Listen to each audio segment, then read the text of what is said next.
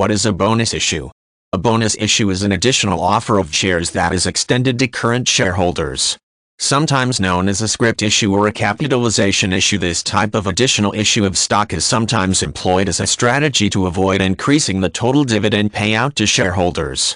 Typically, the number of shares offered is related to the number of shares already in the possession of each shareholder. When a company experiences a significant amount of retained earnings, the creation of a bonus issue provides benefits for everyone involved.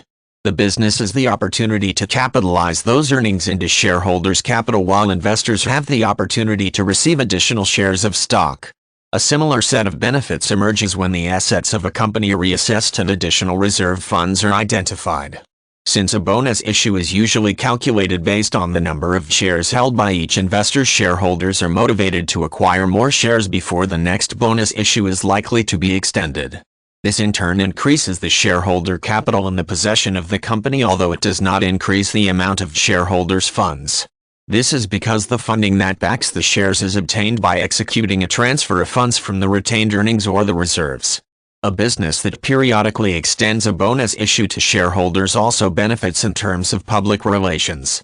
Companies that are known to follow this strategy are often attractive to investors who like the idea of receiving something for free based on what they already have in their possession.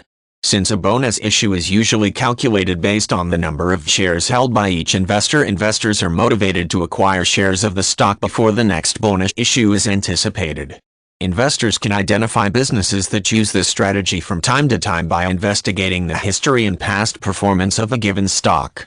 Brokers are usually also aware of companies that use the scrip issue approach and can often advise investors if a given company shows promise of employing this strategy again in the near future.